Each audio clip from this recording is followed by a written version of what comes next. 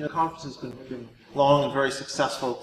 But it's also the case that if you recall, cast your mind back to the first plenary, the opening of the conference, it was mentioned that Anthony Smith, who's been the driving force really behind ASEN for over 2 decades now, has stepped down as president of the Association for the Study of Ethnicity and Nationalism, and we sort of left you with left you hanging in terms of who would be his successor, and I think for many people here it's fairly obvious who that might be. And so I'll just tear away the cloak right here and bring Professor John Breuilly up, who is going to be the next president of ASEN. So John, do you want to come up for closing remarks?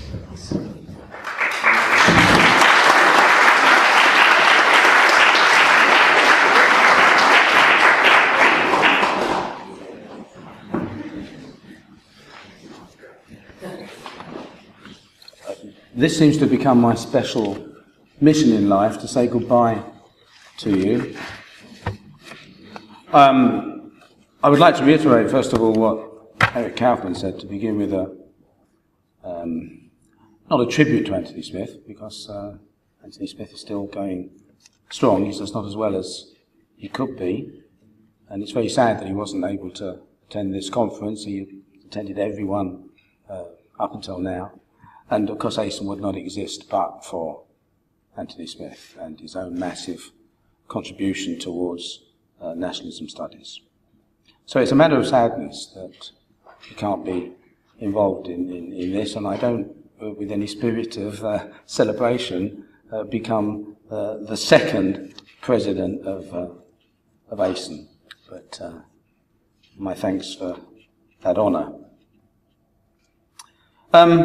Before I say something about the conference we've just had, which fortunately I've not had a chance to have too much discourse about it, so I think I may be remembering it fairly accurately.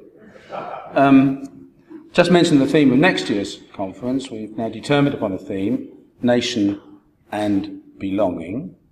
We know that it will run, I'm going to get the dates right, I think, from the 1st of April, it begins on April Fool's Day, and goes on until the 3rd of April. And we already know that one person who's agreed to help organise that is Ellie Knott. So we've made some advances towards next year. Let me turn this to this year's conference. I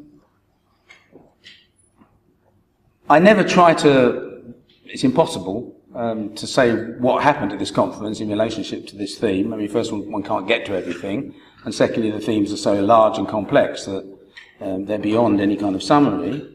But I think it's proved to be a very good theme, and the more I thought about it, the more I realised how often these figure as actually separate concerns for academics.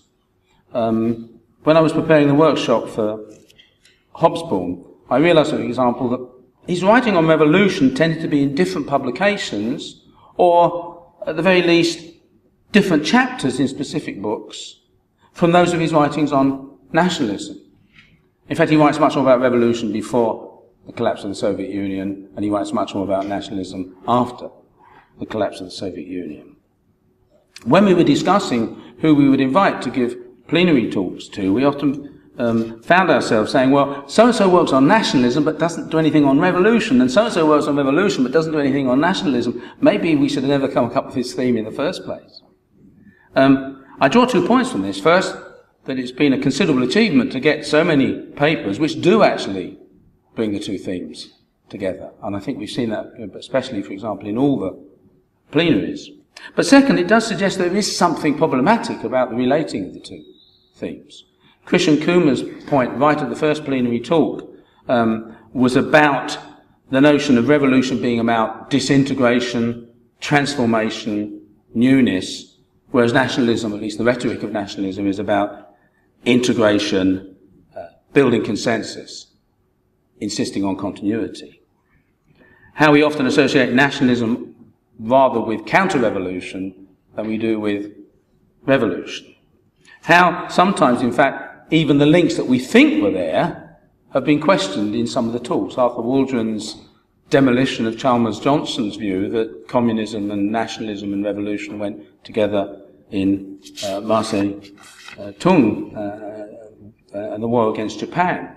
And I was even thinking today, just almost thinking off the top of my head about the two talks we've just heard, if Islamism is all that's left of any kind of ideological movement in the Arab Spring, or if in fact there was no real nationalism and revolution in 1990, it's just the Disneyland projections from later on. So I think what we got were people who problematized the connection as much as explored it, and that itself was valuable. But I'm not here mainly to talk about the conference in terms of the substance of the conference, but in terms of the running of the conference. The conference is an ASEN conference. And let me just stress, in case anybody doesn't know about it, what a remarkable organisation ASEN is. It's run by students. Virtually everything is done by student volunteers. All that people like John Hutchinson and previously Anthony Smith and myself do is provide a little bit of avuncular guidance, sometimes go and have a word with somebody in LSE who's being a little bit awkward in terms of something ASEN wants to do, and so on. And of course, it's not just the conference that ASEN runs. There are the two journals with huge input from students, particularly studies in ethnicity and nationalism. There's an active seminar series, and there's a whole bunch of other things that go on. So the first thing I want to say is, anybody who's interested in nationalism studies, get involved in ASEN. And particularly if you live in or close to LSE, really get involved with ASEN, because it does depend. It depends crucially upon student volunteers.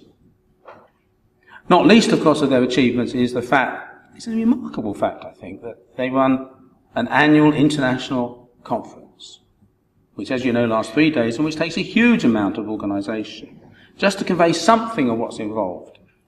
This year we had something like 165 delegates. They had the opportunity to choose between 25 panels, organised in 9 panel sessions, where some 82 papers were given. In addition, there were 6 plenary talks organised in 3 sessions, 1 each day. And there were 4 workshops. There's the work of coordinating with LSE, just on mundane things like making sure we got Clement House and the rooms that we wanted to use here, of organising an exhibition, of liaising with publishers who displayed their works, but more importantly gave us some money, organising the conference dinner and things like this. I mean, lots of little things. These are tasks which are normally done by paid professional people, working either for universities or for academic journals and organised associations. Here, it is all done entirely by unpaid student volunteers, and it's done at least as well, if not in fact better, than the paid professionals do it. I think, for example, one thing it does, it imparts a very special quality of youth and enthusiasm to this conference. It's nice to go to a conference where, well, increasingly because I am the oldest person at a conference, but it's particularly the case. I've been the oldest person, or one of the oldest people at ASEN conferences ever since I started being involved. A lot of people are involved in this. For example, in producing the conference booklets, organising the registration, chairing the panels, carrying the roving microphone around.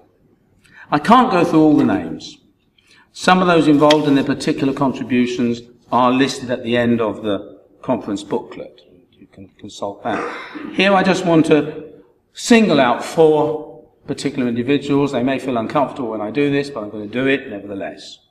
First, the 2 ASEN chairs, Ellie Knott and Christine Hisson, who, in addition to taking on the burden of actually being the ASEN chairs, in other words, running it for the full year, have been very deeply involved in the planning and the running of this conference.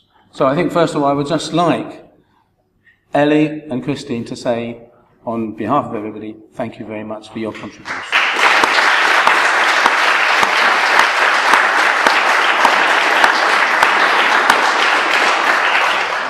Second, a rather quiet figure, kind of more in the background, but absolutely crucial, for example, in such things as organising the registration procedures for for the conference, as well as in the day-to-day tasks of running the conference, I would like also to thank Shane Nagel.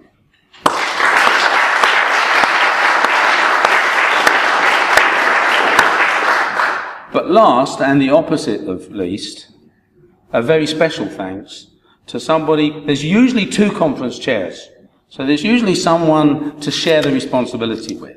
But for various reasons that didn't work out that way this year. So we've had just one person who has been the person where the buck stops, who's had to coordinate all the different tasks and the people in the preparation and actual conduct of the conference. He's done this with exemplary efficiency, charm, tact, and, which I find most difficult of all to understand, without ever, it seemed to me, appearing flustered or in a state of panic.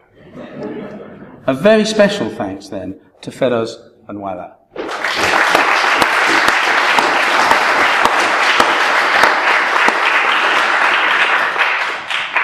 A good conference, of course, is much more than the sum of its papers, talks and workshops.